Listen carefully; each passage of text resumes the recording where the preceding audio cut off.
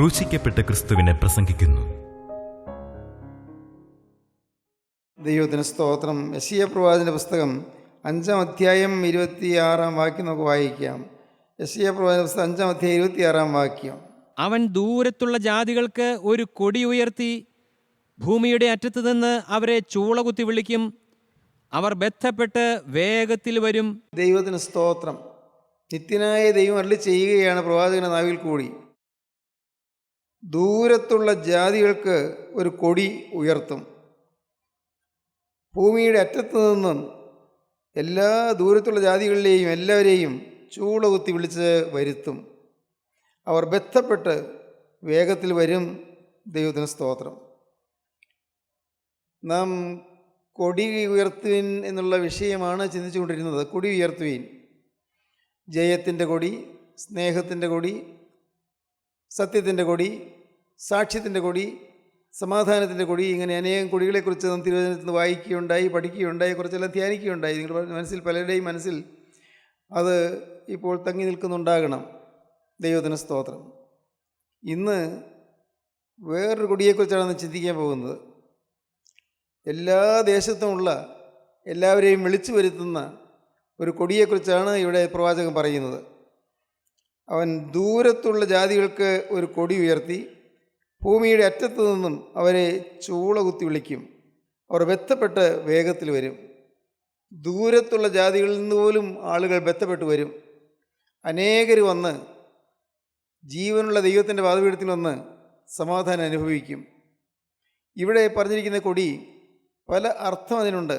ഒന്ന്, ദൈവത്തിൽ നിന്ന് അകന്നു പോയവർ, ദൂരെ പോയവർ, അവരെ ദൈവം വിളിക്കുന്നു എന്നുള്ളതാണ്. അകന്നു പോയവരെ വിളിക്കുന്നു, ദൂരെ പോയവർ വിളിക്കുന്നു, ജാതികളെപ്പോലെ ജീവിക്കുന്നവരെ വിളിക്കുന്നു, പ്രജാതികളെപ്പോലെ ദൈവമില്ലാത്തവരെ പോലെ ജീവിക്കുന്ന മനുഷ്യരെ ദൈവം വിളിക്കുന്നു. ദൈവം അവരോട് കരുണ കാണിച്ച് അവർ വിളിക്കുന്നു. നാം ഓരോരുത്തരും ഇന്ന് നമ്മുടെ യഥാർത്ഥമായ അവസ്ഥ ചിന്തിക്കുകയാണെങ്കിൽ ദൈവത്തിനും ദൂരെയാണെന്ന് നിൽക്കുന്നവർക്ക് മനസ്സിലാകും. നമ്മുടെ സ്വഭാവത്തിലുള്ളതായ അനേകം ന്യൂനതകൾ മൂലം, കുടുംബത്തിലെ ചില അഭിപ്രായ വ്യത്യാസങ്ങൾ മൂലം, കുടുംബ വഴക്കുകൾ മൂലം, സഹോദരങ്ങൾ തമ്മിൽ ഭിന്നിച്ചിരിക്കുന്നത് മൂലം, ചില അരുതാത്ത ശീലങ്ങളിലേക്ക് പോകുന്നത് മൂലം, ദുസ്വഭാവങ്ങളിലേക്ക് പോകുന്നത് മൂലം ഇന്ന് നാം ദൈവത്തിൽ നിന്ന് ദൂരെ പോയിരിക്കുകയാണ്. നമ്മുടെ ജീവിതത്തിലേക്ക് നാം വാസ്തവത്തിൽ ശരിക്കും നോക്കിയാൽ നമുക്കറിയാം, നമ്മുടെ ജീവിതത്തിൽ ഒട്ടേറെ തിന്മകളുണ്ട്, നീരസങ്ങളുണ്ട്, കയ്പുണ്ട്, വൈരാഗ്യമുണ്ട്, പകയുണ്ട്, വിദ്വേഷമുണ്ട്, മുൻവിധികളുണ്ട്, അഹങ്കാരമുണ്ട്, സ്വാർത്ഥതയുണ്ട്, ദുര്യാഗ്രഹമുണ്ട്. ഇങ്ങനെ അനേകം കാര്യങ്ങൾ ദൈവത്തിൽ നിന്ന് നമ്മെ ദൂരെ കൊണ്ടുപോകുന്നവയാണ്. നാം ഇന്ന് ജീവിക്കുന്നത് പോലെ ജീവിച്ച് ഇങ്ങനെ മുന്നോട്ട് പോയാൽ ഒരു നാൾ ഈ ഭൂമിയിൽ നാം കടന്നു പോകും. ഉറപ്പാണ്, ആ കാര്യം തീർച്ചയാണല്ലോ. ഒരു നാൾ കടന്നു പോകും.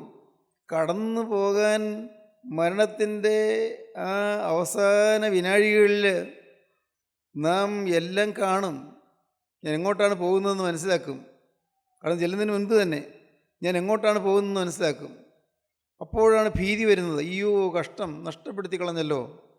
അയ്യോ, നഷ്ടമായി പോയല്ലോ, എൻ്റെ ജീവിതം ഞാൻ നഷ്ടപ്പെടുത്തി കളഞ്ഞല്ലോ. എന്നിൽ പാപം വന്നു കൂടിപ്പോയല്ലോ. ഞാൻ പാപത്തെ ഉപേക്ഷിച്ചില്ലായിരുന്നല്ലോ. ഞാൻ ദൈവബോധമില്ലാതെ ജീവിച്ചു പോയല്ലോ. ഈ മരണനേരത്ത് ഈ വലിയ വെപ്രാളം വന്നു ചേരാൻ സാധ്യതയുണ്ട്. വലിയൊരു ഭയപ്പാട്, പരിഭ്രാന്തി വരാൻ സാധ്യതയുണ്ട്. അതിന് കാരണം നമ്മുടെ ജീവിതത്തിലെ പാപങ്ങളെ ഓർത്ത് നാം അനുഭവിക്കുകയോ പാപം വിട്ട് തിരിയുകയോ ചെയ്യാത്തതാണ്. ഇന്ന് വചനം കേൾക്കുമ്പോൾ സാധാരണ കേൾക്കുന്ന പോലെ നാം കേട്ടുകൊണ്ടിരിക്കുന്നു. അന്നേരത്തിൽ ചിലപ്പോൾ വചനം കേൾക്കുമ്പോൾ ദൈവത്തിന് പരിശുദ്ധാത്മാ നിങ്ങൾക്കൊരു ചെറിയ കുറ്റബോധം തോന്നുന്നു വരും, ഒരു ചലനം, ഒരു ആത്മീയമായ അനുതാപം കിട്ടിയെന്ന് വരും. പക്ഷേ പിന്നീടത് അങ്ങനെ എന്ത് കിട്ടിയെന്ന് പോലും മറന്നു പോകുന്നു. കിട്ടിയത് മറന്നു പോകുന്നു, ലഭിച്ചത് എന്താണെന്ന് മറന്നു പോകുന്നു. ആത്മീയമായ ജീവിതത്തിൽ നമുക്ക് നേടാൻ കഴിഞ്ഞതായ പല നേട്ടങ്ങളെക്കുറിച്ച് നാം അഭിമാനിച്ചുകൊണ്ടിരിക്കുന്നു. പക്ഷേ അഭിമാനം മാത്രമേ ഉള്ളൂ, നമുക്ക് സ്വന്തമായിട്ട് ക്രിസ്തുവുമായൊരു ബന്ധം കിട്ടിയിട്ടില്ല. ഇത് ദൈവമക്കൾ മനസ്സിലാക്കിയിരിക്കണം. യേശു ക്രിസ്തുവുമായൊരു ബന്ധം കിട്ടണം ഇവിടെ വെച്ച് തന്നെ. അതിന് ദൈവം പറയുന്നതാണ്, ഞാൻ ദൂരത്തുള്ളവരെ ഞാൻ ചൂളകുത്തി വിളിക്കും എന്ന് പറഞ്ഞാൽ ഞാൻ കാഹളമൂതി വിളിക്കും. ദൂരത്തുള്ളവർ, എന്നിൽ നകന്നുപോയവർ, എൻ്റെ അരികിലേക്ക് വരാത്തവർ, അവരെ ഞാൻ കാഹളമൂതി അവരെ വിളിക്കും, അവർ ചൂളകുത്തി വിളിക്കും. ദൈവം വിളിച്ചുകൊണ്ടേയിരിക്കുകയാണ് എന്നും. ദൈവത്തിൻ്റെ വിളി ആദ്യം നാം കാണുന്നത് ഉൽപ്പത്തി പുസ്തകം 3-ാം അധ്യായത്തിലാണ്. ദൈവം മനുഷ്യനെ വിളിച്ചു. നീ എവിടെയെന്ന് ചോദിച്ചു. ആദാമിനെ വിളിച്ചതാണ്. നീ എവിടെയെന്ന് ചോദിച്ചു. നീ എവിടെ നിൽക്കുന്നു? ആദാം അത് ഗ്രഹിക്കുന്നില്ല, ആദാം അത് മനസ്സിലാക്കുന്നില്ല. ആദാമിന് ദൈവം വിളിക്കുന്ന വിളി കേട്ടെങ്കിലും അവന് യഥാർത്ഥമായ അവസ്ഥ മനസ്സിലാകുന്നില്ല. പക്ഷേ തുടർന്ന് ദൈവം അവനോട് സംസാരിച്ചപ്പോഴാണ് മനസ്സിലായത്, ഞാൻ അപകടത്തിലായി പോയല്ലോ എന്ന്. അവന് സ്വന്തമായി ന്യായീകരണങ്ങളൊക്കെ പറയാനുണ്ട്. സ്ത്രീ എനിക്ക് തന്നു, ഞാൻ തിന്നു. എന്നോടുകൂടെ ഇരിപ്പാൻ നീ തന്ന സ്ത്രീ എനിക്ക് തന്നു. എന്നോട് ഇരിപ്പാൻ തന്ന് എൻ്റെ ഭാര്യ അവൾ ആ വിലക്കപ്പെട്ട കനി പറിച്ച് എനിക്ക് തന്നു, ഞാൻ തിന്നു. ഞാൻ എന്ത് ചെയ്യും? അവൾ എന്നോടുകൂടെ ഇരിക്കാനല്ലേ നീ ആഗ്രഹിച്ചത്? ആദാം പറയുന്ന ഒരു ന്യായീകരണമാണ് പറയുന്നത്. എന്നോടുകൂടെ ഇരിപ്പാൻ നീ തന്ന സ്ത്രീ എനിക്ക് പഴം പറിച്ച് തന്നു, ഞാൻ തിന്നുപോയി. നീ എന്നോടുകൂടെ ഇരിക്കണമെന്നാണല്ലോ നീ എൻ്റെ ഭാര്യയെക്കുറിച്ച് ഉദ്ദേശിക്കുന്നത്. അവൾ മാറിപ്പോവുകയും അവൾ തോട്ടത്തിൽ നിന്ന് പുറത്തു പോവുകയും ഞാൻ അകത്ത് നിൽക്കുകയും ചെയ്താൽ എന്നോടുകൂടെ അവൾ ഇരിക്കില്ലല്ലോ. അതുകൊണ്ട് നിൻ്റെ വചനം തെറ്റിപ്പോകാതിരിക്കാൻ ഞാൻ ആ പഴം തിന്നുപോയി എന്ന്. നോക്കൂ, ദൈവത്തെ തന്നെ കുറ്റപ്പെടുത്തിക്കൊണ്ടാണ് അത് സംസാരിക്കുന്നത്. ആ സംസാരം മാറുന്നു എപ്പോൾ? ദൈവം പറഞ്ഞ വചനം കേട്ടപ്പോൾ അവൻ്റെ ഹൃദയം തകർന്നു. വചനം കേട്ടപ്പോൾ ഹൃദയം തകർന്നു. വചനം കേട്ടപ്പോൾ മനസ്സിലായത് ഇനി വേറെ പോകാൻ വഴിയില്ല, ഏതെങ്കിലും തോട്ടത്തിന് പുറത്ത് പോയേ വഴിയൂ. പ്രിയപ്പെട്ടവരെ, ഒരു വലിയ അനർത്ഥം മുന്നിൽ വന്നു ചേരുകയാണ്. ആദാം അതിൻ്റെ ഗൗരവം മനസ്സിലാക്കിയില്ല. ആദ്യം ദൈവത്തിൻ്റെ വചനത്തിന് വില കൊടുത്തില്ല. വചനം എന്ത് പറഞ്ഞു എന്നുള്ളത് അപ്പാടെ സ്വീകരിക്കാൻ ആദാമിന് കഴിഞ്ഞില്ല. പക്ഷേ സന്തോഷകരമായ കാര്യം, ആദാം തെറ്റിപ്പോയപ്പോഴും ആദാം വിലക്കപ്പെട്ട കനി തിന്നപ്പോഴും അരുതാത്ത കാര്യം ചെയ്തപ്പോഴും പാപം ജീവിതത്തിൽ വന്നപ്പോഴും പിശാചിൻ്റെ ജീവിതത്തിൽ ഇടം കൊടുത്തപ്പോഴും ആദാമിനെ തേടി ദൈവം വരുന്നു. ദൈവം വിളിക്കുന്നു. നീ എവിടെയെന്ന് ചോദിക്കും. നീ എവിടെയാണ്? എന്നും വെയിലാറുന്ന സമയത്ത് ഏതെങ്കിലുമിടത്തിലേക്ക് ദൈവം ഇറങ്ങി വരാറുണ്ട്. എന്നും വെയിലാകുന്ന സമയത്ത് ആദാമിനെ ചേർത്ത് നിർത്തിക്കൊണ്ട് യഹോവയായ ദൈവം തോട്ടത്തിൽ കൂടെ നടക്കാറുണ്ട്. യഹോവയുടെ തോട്ടം, മനോഹരമായ തോട്ടം. തോട്ടം നനപ്പാൻ 4 നദികൾ പുറപ്പെട്ടു.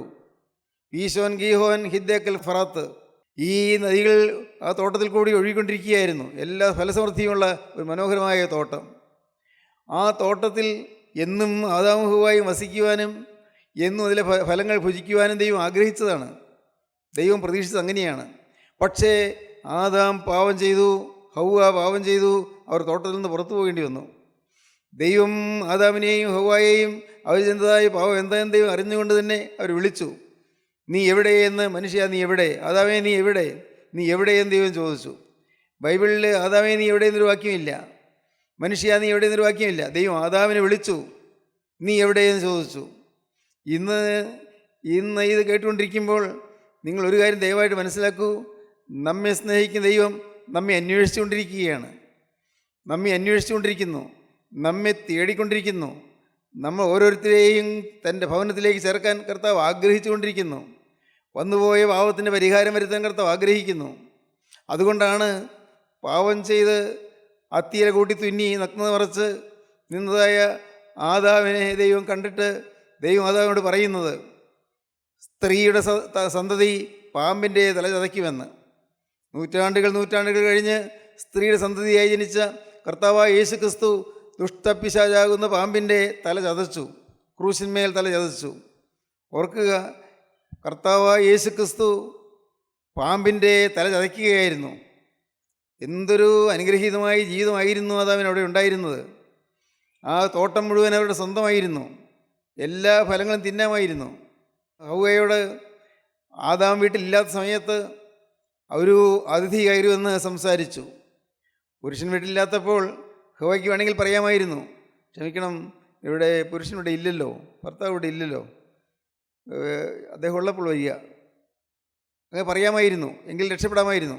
അതൊരു പക്വതയുടെ ലക്ഷണമാണ്. അവൾ കയറി കാര്യം അന്വേഷിക്കാൻ പോകേണ്ട കാര്യം ഉണ്ടായിരുന്നില്ല. പക്വത, പാകത, പരിജ്ഞാനം. ഹവ്വ അതൊന്നും ചിന്തിച്ചില്ല. ഒരു സുമുഖനായ അതിഥി വന്നിരിക്കുന്നു, വളരെ സുന്ദരനായ ഒരു അതിഥി വന്നിരിക്കുന്നു. അന്ന് ഈ അതിഥി അന്ന് പാമ്പായിട്ടില്ല, പാമ്പല്ല, പാമ്പിൻ്റെ രൂപത്തിലല്ല വന്നിരിക്കുന്നത്. ഈ അതിഥി പിശാച് അവൻ പിന്നീട് ദൈവത്തിൻ്റെ ശാപമേറ്റ് പാമ്പായി തീർന്നതാണ്. നീ എഴഞ്ഞു നടക്കുന്ന ദൈവം ശപിച്ചു, നീ ഈ ഭൂമിയിൽ എഴഞ്ഞു നടക്കുന്നു ശപിച്ചു. അതിനു മുൻപ് അവൻ സാധാരണ മനുഷ്യരൂപത്തിൽ നടക്കുകയായിരുന്നു. ഇന്നും മനുഷ്യരൂപത്തിൽ നടക്കുന്ന പിശാചുക്കളുണ്ട്. ഞാൻ പറയുന്നത് ഏതെങ്കിലും ഭൂതപ്രേത പിശാചുക്കളെക്കുറിച്ചല്ല പറയുന്നത്. മനുഷ്യൻ്റെ നാവിൽ കൂടി സംസാരിക്കുന്ന പിശാചുക്കളുണ്ട്, മനുഷ്യൻ്റെ കൈകളിൽ കൂടി പ്രവർത്തിക്കുന്ന പിശാചുണ്ട്. ഇന്ന് നമ്മുടെ കൂട്ടായ്മയെ എതിർക്കുന്ന ആളുകൾ പിശാചിൻ്റെ കളിപ്പാവകളാണ്. സത്യവചനം മാത്രം പറയുന്ന 10 പൈസ പോലും ഇരിക്കാതെ, ആരോട് സംഭാവന ചോദിക്കാതെ, സഭ മാറ്റാതെ, സഭ മാറാതെ, പുതിയ സഭ ഉണ്ടാകാതെ അവരോട് നിൽക്കുന്ന സഭയിൽ തന്നെ നിൽക്കുവാൻ ഉപദേശിച്ചുകൊണ്ടിരിക്കുന്ന ഈ കൂട്ടായ്മയെ എന്തിനു ദുഷിക്കണമെന്ന് നമുക്ക് മനസ്സിലാവുകയില്ല. പക്ഷേ അവർക്ക് ദുഷിച്ചേ മതിയാവൂ. കാരണം സാത്താൻ്റെ ഏജൻറ്റുമാരായി പോയിരിക്കുന്നു, പിശാചിൻ്റെ ഏജൻറ്റുമാരായി പോയിരിക്കുന്നു. പിശാചിൻ്റെ ഏജൻറ്റുമാരായി ഇന്ന് മനുഷ്യൻ അധപ്പതിച്ചുകൊണ്ടിരിക്കുന്നു. ഹൗവ അതുപോലെ ഈ പിശാചിന് ഇടം കൊടുത്തു. സൂക്ഷിക്കേണ്ടതായിരുന്നു. ഹൗവ അവനോട് സംസാരിച്ചുകൊണ്ടിരുന്നപ്പോൾ അവൻ ചോദിച്ചു, കൊള്ളാമല്ലോ, നിങ്ങൾക്ക് നല്ല വീടുണ്ടല്ലോ, നല്ല തോട്ടമാണല്ലോ, മനോഹരമായിരിക്കും തോട്ടമാണല്ലോ. ഹൗവ അഭിമാനത്തോടെ പറഞ്ഞു, പിന്നെ ഞങ്ങളുടെ കർത്താവ് ഞങ്ങൾക്ക് തന്നതാണ്, ഞങ്ങളുടെ ദൈവം ഞങ്ങൾക്ക് തന്നതാണ്. അഭിമാനത്തോടെ പറയുകയാണ്. അപ്പോൾ വീണ്ടും ഈ സാത്താൻ ചോദിച്ചു, അട്ടെ ഇതെല്ലാം നിങ്ങൾക്ക് അനുഭവിക്കാമോ? പിന്നല്ലാതെ, ഞങ്ങൾക്കല്ലേ ദൈവം തന്നിരിക്കും, ഞങ്ങൾക്ക് മാത്രം അനുഭവിക്കാനാണ്. വളരെ നല്ലത്, കൊള്ളാമല്ലോ. അവിടെ എല്ലാ വൃക്ഷങ്ങളുടെയും ഫലം നിങ്ങൾക്ക് ഭക്ഷിക്കാമോ? ഇല്ല, അതാ നിൽക്കുന്ന നന്മ തിന്മകളുടെ അറിവിൻ്റെ വൃക്ഷത്തിൻ്റെ ഫലം എന്ന് പറയുന്ന ഒരു വൃക്ഷത്തിൻ്റെ ഫലമുണ്ടല്ലോ, അത് പറിക്കണ്ട എന്ന് പറഞ്ഞിട്ടുണ്ട്, തിന്നണ്ട എന്ന് പറഞ്ഞിട്ടുണ്ട്. എന്താ തിന്നാൾ ഞങ്ങൾ മരിക്കും, കർത്താവ് പറഞ്ഞ് തിന്നുനാൾ മരിക്കുമെന്ന്. ഇവൻ ചിരിച്ചു, പരിഹസിച്ച് ചിരിച്ചു. മരിക്കുമെന്നോ? എന്തൊരു വെട്ടിത്തവണി പറയുന്നത്. നിങ്ങൾ തിന്നാൽ ദൈവത്തെ പോലെയാകും, ദൈവത്തിനറിയാം. നിങ്ങൾ തിന്നാൽ ദൈവത്തെ പോലെയാകുമെന്ന് ദൈവത്തിനറിയാം. അതുകൊണ്ടാണ് ദൈവം അങ്ങനെ പറഞ്ഞത്. എന്ന് പറഞ്ഞാൽ ഒരു കൊള്ളി വയ്ക്കുകയാണ്, നിങ്ങൾ ദൈവത്തെ പോലെയാകും ദൈവത്തിന് ഇഷ്ടമല്ല എന്ന്. അതാണ്, നിങ്ങൾ തിന്നാൽ ദൈവത്തെ പോലെയാകുമെന്ന് ദൈവം അറിയുന്നു, അതുകൊണ്ട് ദൈവം ഇത് തിന്നരുതെന്ന് പറഞ്ഞിരിക്കുന്നു. ഇങ്ങനെ പറഞ്ഞുകൊണ്ടിരിക്കെ സാത്താൻ ആ മരത്തിലേക്ക് നോക്കി, തുടുത്ത് ചുവന്ന് കാണുന്ന പഴങ്ങൾ, എന്ത് മധുരമായിരിക്കും അത്, എന്ത് മനോഹരമായിരിക്കുന്നു, കാണാൻ നല്ല ചന്തമുള്ള ആണല്ലോ, കാണുവാൻ ഭംഗിയുള്ളത്, തിന്മാൻ നല്ലത്, ജ്ഞാനം പ്രാപിപ്പാൻ കാമ്യം. കൊള്ളാം, ഏറ്റവും മനോഹരമായ ഫലങ്ങളാണല്ലോ. ഇവൻ ഒന്നും പറയാതെ തന്നെ അവൻ അതിൻ്റെ ചുവട്ടിലേക്ക് നീങ്ങി. അവൻ ചോദിച്ചു, ഞാനിതൊരെണ്ണം നിനക്ക് പറിച്ചു തരട്ടെ? അവൾ കൈ നീട്ടി. അപകടത്തിൽപ്പെട്ട് കഴിഞ്ഞു, കൈ നീട്ടി. ആ പഴം പറിച്ച് അവൾക്ക് കൊടുത്തു. ഒരെണ്ണം കൂടി പറിച്ചെടുത്തു. അത് ആദാമിന് വേണ്ടി അവൾ വെച്ചിരുന്നു, ആദാമിന് കൊടുക്കാൻ. ആദാം വന്നപ്പോൾ ആദാമിനും കൊടുത്തു. ഫലം ആദാവും പാപം ചെയ്തു, ഹൗവായും പാപം ചെയ്തു, ആദ്യ മനുഷ്യൻ പാപം ചെയ്തു. പ്രിയപ്പെട്ടവരെ, പൈശാചികൻ്റെ സൂത്രമാണ് കാണുന്നത്, അവൻ്റെ തന്ത്രമാണ് കാണുന്നത്. തന്ത്രപൂർവ്വം എടുത്തു വരികയാണ്, തന്ത്രപൂർവ്വം നമ്മൾ വശീകരിക്കാൻ ശ്രമിക്കുകയാണ്, കൗശലപൂർവ്വം. നിത്യനായ ദൈവം ഇറങ്ങി വന്നപ്പോൾ ആദാം ഒളിച്ചിരിക്കുകയാണ്. നീ എവിടെയെന്ന് ചോദിച്ചു. ഞാനിവിടെ ഉണ്ട്. നീ എവിടെ? ഞാൻ ഒളിച്ചിരിക്കുകയാണ്. എന്തിനൊളിച്ചു? നീ ഞാൻ പറഞ്ഞ കൽപ്പന ഏതെങ്കിലും ലംഘിച്ചുവോ? ആദാം പേടിച്ച് വിറച്ച് ദൈവത്തിൻ്റെ മുമ്പിലേക്ക് വന്നു. ഹൗവായും വന്നു. നോക്കൂ, ആദാം ഹൗവായും വിറകൊണ്ട് നിൽക്കുകയാണ്, പേടിച്ച് നിൽക്കുകയാണ്. സംഭവം അപകടത്തിലായി മനസ്സിലായി. ദൈവം ചോദിച്ചു, എന്തുകൊണ്ട് ചെയ്തു? എന്നോടിരിപ്പാൻ തന്ന ഈ സ്ത്രീ എനിക്ക് പറിച്ചു തന്നു, ഞാൻ തിന്നു. ദൈവം പിന്നെയും ചോദിച്ചു, സ്ത്രീയോട് ചോദിച്ചു, നീ എന്തെങ്കിലും ചെയ്തു? എന്നെ പിശാച് ചതിച്ചതാണ്, സാത്താൻ ചതിച്ചതാണ്, ഞാൻ അറിഞ്ഞില്ല. ചതിയാണെന്ന് എനിക്ക് മനസ്സിലായില്ല, പിശാച് ചതിച്ചതാണ്. ദൈവം പാമ്പിനെ വിളിച്ചു, ഇനി നീ നിവർന്നു നടക്കുകയില്ല, നീ ഇനി ഇഴഞ്ഞു നടക്കും, ഉരസ്സുകൊണ്ട് ഗമിക്കും, ഉരസ്സുകൊണ്ട് ഗമിക്കും, നിൻ്റെ നെഞ്ച് മണ്ണിൽ തൊട്ട് അങ്ങനെ നീ ഇഴഞ്ഞു നടക്കും. നീ മൂലം സംഭവിച്ചിരിക്കുന്നതാണ്, ഈ തോട്ടത്തിൽ വസിക്കുന്നവർക്ക് ദോഷം വന്നിരിക്കുന്നു, നീ മൂലം സർവ്വജാതിക്കും ദോഷം വന്നിരിക്കുന്നു. നീ എന്നും എതിരെ പാർക്കുന്നവനായിരിക്കും, നീ എന്നും എതിരാളിയായിരിക്കും. എന്നാൽ ഒന്ന് പറഞ്ഞേക്കാം, നിൻ്റെ തല ചതയ്ക്കാൻ ഒരു സ്ത്രീയുടെ സന്തതി എഴുന്നേൽക്കാൻ പോകുന്നുണ്ട്. സ്ത്രീയുടെ സന്തതി പാമ്പിൻ്റെ തല ചതയ്ക്കും. അന്ന് അത് വായിക്കുന്ന ആർക്കത് മനസ്സിലാവുകയില്ല, ഒന്നും ചിന്തിക്കാൻ പറ്റുകയില്ല. സ്ത്രീയുടെ സന്തതി, എല്ലാവരും പുരുഷസന്തതികളാണല്ലോ. നമ്മുടെയൊക്കെ പേരിൻ്റെ ആ 8 പേര് അത് വീട്ടുപേരും അപ്പൻ്റെ പേരുമാണ്. ഓരോരുത്തരും പുരുഷൻ സന്തതിയാണ്. എന്നാൽ സ്ത്രീയുടെ സന്തതിയായി ഒരാൾ മാത്രമുണ്ട് ലോകത്ത്, ഒരാൾ മാത്രം. നൂറ്റാണ്ടുകൾക്ക് ശേഷം ജനിക്കാനിരിക്കുന്ന കർത്താവായ യേശുക്രിസ്തുവിനെയാണ് കുറിച്ച് പറഞ്ഞത്. സ്ത്രീയുടെ സന്തതി ഈ പാമ്പിൻ്റെ തലയതയ്ക്കും. ദൈവത്തിന് സ്തോത്രം. ഭയാനകമായ ഒരു വലിയ വിപത്ത് നേരിട്ടു. ആദാമും ഹവ്വായും തോട്ടത്തിൽ നിന്ന് വെളിയിലേക്ക് ഇറങ്ങി. തോട്ടത്തിൻ്റെ ചുറ്റും തിരിയുന്ന വാളിൻ്റെ ജ്വാലയുമായി ക്രോബകൾ കാവൽ നിന്നു. ഉൽപ്പത്തി ദിവസം 3-ാം അധ്യായം 23-ാം വാക്യം വായിക്കുമ്പോൾ കാണാം, ക്രോബമാലാഖമാർ കാവൽ നിൽക്കുകയാണ്, കെരൂബുകൾ കാവൽ നിൽക്കുകയാണ്. ഈ വിശുദ്ധമായ തോട്ടത്തിലേക്ക് ഇനി അശുദ്ധിയുള്ള ആരും കടന്നു വരാതിരിക്കാൻ എന്നൊക്കെ യഹോവയുടെ തോട്ടത്തിന് കാവൽക്കാരിയാക്കി. ഇങ്ങനെ അവൻ മനുഷ്യനെ ഇറക്കിക്കളഞ്ഞു. ജീവന്റെ വൃക്ഷത്തിലേക്കുള്ള വഴി കാപ്പാൻ അവൻ ഏദൻ തോട്ടത്തിന് കിഴക്ക് കെരൂബുകളെ തിരിഞ്ഞുകൊണ്ടിരിക്കുന്ന വാളിന്റെ ജ്വാലയുമായി നിർത്തി. തീജ്വാല പോലത്തെ വാളിങ്ങനെ തിരിഞ്ഞുകൊണ്ടിരിക്കുന്നു, കറങ്ങിക്കൊണ്ടിരിക്കുന്നു. ഏദൻ തോട്ടത്തിന് ചുറ്റും കടന്നു ചെല്ലാൻ സാധ്യമല്ല. ദൈവത്തിന് സ്തോത്രം. സഹോദരങ്ങളെ, ആഗ്രഹമുണ്ട് കടന്നു ചെല്ലണമെന്ന്. എന്നും വെയിലാറുന്ന സമയത്ത് ആദാം കരഞ്ഞുകൊണ്ട് ഈ തോട്ടത്തിൻ്റെ വാതിക്കലേക്ക് ചെല്ലും. എന്നും പോകും. ദിവസങ്ങൾ, മാസങ്ങൾ, വർഷങ്ങൾ അങ്ങോട്ട് പോയി. ആദാം 930 വർഷം പിന്നെ ജീവിച്ചിരുന്നു. ഏദൻ തോട്ടത്തിൽ നിന്ന് പുറത്ത് വന്നതിന് ശേഷം 930 വർഷം ജീവിച്ചിരുന്നു.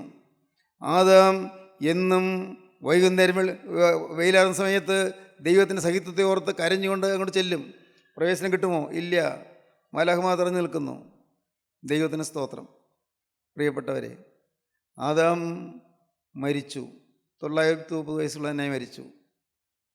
പാപത്തിൻ്റെ ശിക്ഷ അവൻ ഏറ്റു. ദൈവത്തിന് സ്തോത്രം. എന്നാൽ സ്ത്രീയുടെ സന്തതി ജനിച്ചു. കന്യമാതാവിൻ്റെ ഉദരത്തിൽ പിറന്നു.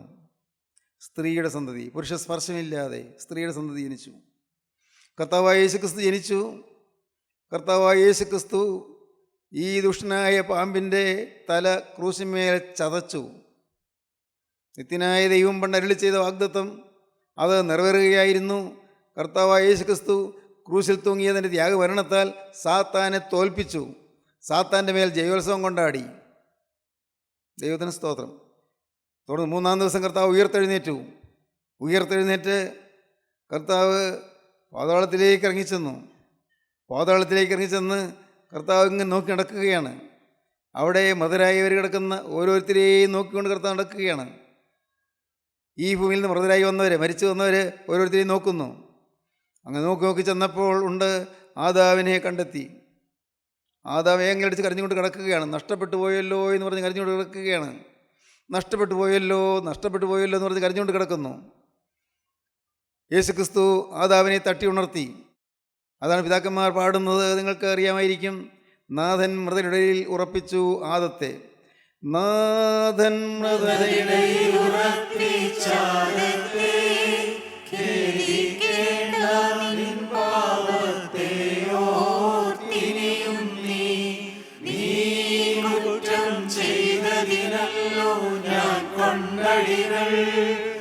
ഏതൻ കനി നീ തിന്നതിനാൽ കൈപ്പും കുടിച്ചേ ഞാൻ നഗ്നതയാൽ നീലകൾ ചാർത്തി, നഗ്നതയോടെന്നെ അവർ തൂക്കി, ഞാൻ ചിന്തിയ രക്തത്താൽ കോപം താനെന്നെ. പാവത്തോടുള്ള ദൈവത്തിൻ്റെ കോപം പോയി. പാപം ചെയ്തതിനോടുള്ളതായ ദൈവത്തിൻ്റെ കോപം പോയി. എന്തുകൊണ്ട്? ശിക്ഷ ഞാൻ ഏറ്റു. പാപത്തെ ശിക്ഷ ഞാൻ വഹിച്ചു. ആദാമേ, നീ ഖേദിക്കേണ്ട. നീ ഏൽക്കേണ്ട ശിക്ഷ ഞാൻ ഏറ്റുകഴിഞ്ഞു. നീ ഏൽക്കേണ്ടിയിരുന്ന എല്ലാ ശിക്ഷയുടെ ദുരിതങ്ങളും ഞാൻ ഏറ്റുകഴിഞ്ഞു.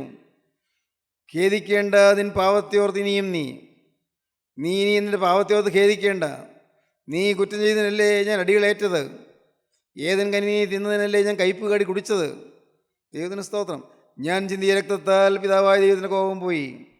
നാഥൻ മൃതരുടയിൽ ഉറപ്പിച്ചാദത്തെ, ഖേദിക്കേണ്ട നിൻ പാപത്തെ ഓർത്തിനിയും നീ കുറ്റം ചെയ്തതിനല്ലോ ഞാൻ കൊണ്ടടികൾ. ഏതൻ കനി നീ തിന്നതിനാൽ കൈപ്പും കുടിച്ചേ ഞാൻ നഗ്നതയാൽ നീലകൾ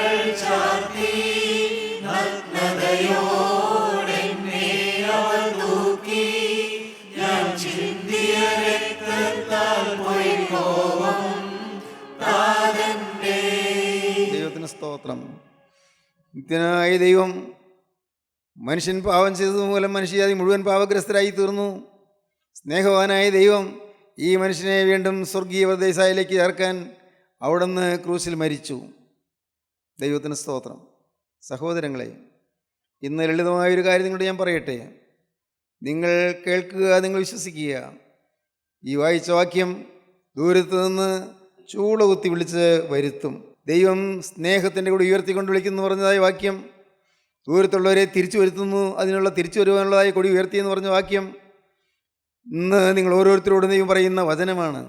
കൊടിക്കീഴിലേക്ക് നിങ്ങൾ ഓടി വരുവീൻ, നിങ്ങൾ വിശ്വാസമ്പന്നരാകുവീൻ, കർത്താവിൻ്റെ രക്ഷ നിങ്ങളുടെ സ്വന്തമാക്കിയെടുത്തുകൊണ്ട് ഇന്ന് നിങ്ങൾ പുതിയ തീരുമാനമെടുക്കുകയും നമ്മുടെ തലകളെ നമുക്ക് ഉണക്കാം, നമ്മുടെ കണ്ണുകളെ നമുക്ക് അടയ്ക്കാം. ദൈവത്തിന് സ്തോത്രം. ദൈവത്തിൻ്റെ വലിയ നാമം മഹത്വപ്പെടട്ടെ. കണ്ണുകളെ അടച്ചുകൊണ്ട് നിങ്ങൾ പ്രാർത്ഥന നിരതരിക്കുക. കർത്താവിൻ്റെ വിളിയാണ് നിങ്ങൾ കേട്ടത്. യേശുക്രിസ്തുവിൻ്റെ സ്നേഹത്തിൻ്റെ വിളിയാണ് നിങ്ങൾ കേട്ടത്. ആ സ്നേഹത്തിൻ്റെ വിളി, ദൈവത്തിന് സ്തോത്രം. കാരുണ്യത്തിൻ്റെ വിളി, ദൈവത്തിന് സ്തോത്രം. ദീർഘക്ഷമയുടെ വിളി, അതാണ് കേട്ടത്. കർത്താവേ, ഞാനിതാ നിൻ്റെ വിളിക്ക് ഞാൻ ചെയ്തു തരുന്നു. കർത്താവേ, ഞാനിതാ എഴുന്നേറ്റ് വരുന്നു. കർത്താവേ, എൻ്റെ ദൈവമേ, കഴിഞ്ഞ കാലങ്ങൾ പാഴാക്കി കളഞ്ഞല്ലോ. സത്യം അറിയാതെ ഞാൻ ജീവിച്ചു പോയല്ലോ. ഞാൻ അലഞ്ഞു തിരിഞ്ഞ് നടന്നല്ലോ. കർത്താവേ, എനിക്കൊരു ചുമതലാബോധം ഇല്ലാത്തതുപോലെ ഞാൻ ജീവിച്ചു പോയല്ലോ. കർത്താവേ, കർത്താവേ, ഞാൻ മൂലം കുടുംബത്തിന് ദുഷ്പേരുണ്ടാക്കിയല്ലോ. കർത്താവേ, ഞാൻ മൂലം എൻ്റെ മാതാപിതാക്കൾക്ക് വേദന ഉണ്ടാക്കിയല്ലോ. ഞാൻ മൂലം എൻ്റെ ഭർത്താവിന് ദുഃഖം ഉണ്ടാക്കിയല്ലോ. ഞാൻ മൂലം എൻ്റെ ഭാര്യ കരയേണ്ടി വന്നല്ലോ. എൻ്റെ കർത്താവേ, ഞാൻ മൂലം എൻ്റെ മാതാപിതാക്കൾ ദുഃഖിക്കേണ്ടി വന്നല്ലോ. കർത്താവേ, തെറ്റുകളേറെ പറ്റിപ്പോയി, എന്നോട് ക്ഷമിക്കണം. കർത്താവേ, ഇപ്പോൾ ഞാനിതാ തിരികെ വരാൻ ആഗ്രഹിക്കുന്നു. കർത്താവേ, ഞാൻ മടങ്ങി വരാൻ ആഗ്രഹിക്കുന്നു. ദൂരദേശത്ത് നീ എന്താ മടങ്ങി വരുന്നു. ദൂരെ ഞാൻ പോയിരുന്നു. ഞാൻ ദൂരദേശത്ത് നീ എന്താ മടങ്ങി വരാൻ ഞാൻ തീരുമാനിക്കുന്നു. ഇപ്പോൾ കർത്താവേ, നാഥ, നിൻ്റെ ആ ശബ്ദം കേട്ടുകൊണ്ട്, ആ കാഹളനാദം കേട്ടുകൊണ്ട് നിൻ്റെ സ്നേഹത്തിൻ്റെ കൊടിക്കീഴിലേക്ക്, ജയത്തിൻ്റെ കൊടിക്കീഴിലേക്ക്, തിരിച്ചു വരൻ്റെ കൊടിക്കീഴിലേക്ക് ഞാനിതാ വരുന്നു. കർത്താവേ, എന്നെ നീ സ്വീകരിക്കണമേ. മുടിമുത്രം വന്നതുപോലെ ഞാനിതാ വരുന്നു. എന്നെ കൈക്കൊള്ളണമേ. കർത്താവേ, പാപിയായ മനുഷ്യൻ ഇതാ തിരുമുമ്പാകെ വരുന്നു. എന്നെ സ്വീകരിക്കണമേ. നിങ്ങൾ പ്രാർത്ഥിക്കുമോ? നിങ്ങൾ ഹൃദയം കർത്താവിന് വേണ്ടി തുറന്നു കൊടുക്കുമോ? ഇന്ന് ജീവിതം ഒന്ന് തുടങ്ങട്ടെ. ദൈവത്തിന് സ്തോത്രം. ദൈവനാമം മഹത്വപ്പെടട്ടെ. ദൈവത്തിന് സ്തോത്രം. ഇപ്പോൾ നമുക്ക് പ്രാർത്ഥിക്കാം. കാരുണ്യവാനേ, മഹാപരിശുദ്ധനായ ഞങ്ങളുടെ സ്വർഗീയ പിതാവേ, ഈ മക്കളെയോട് അനുഗ്രഹിച്ചതിനായി സ്തോത്രം. വചനം നൽകിയതിനായി സ്തോത്രം. എല്ലാവരെയും തൊട്ടതിനായി സ്തോത്രം. കർത്താവേ, തിരുവചനത്താൽ ഓരോരുത്തരെയും സമീപിച്ചതിനായി സ്തോത്രം. എല്ലാവരെയും നന്മകൾ നിറയ്ക്കണമേ, കൃപകളിൽ പൊതിയണമേ, തിരുനാമം മഹത്വപ്പെടുത്തണമേ, രണ്ടാമത്തെ വേണ്ടി ഒരുക്കണമേ. യേശുവിൻ നാമത്തിൽ തന്നെ. ആമീൻ. ഹല്ലേലൂയ.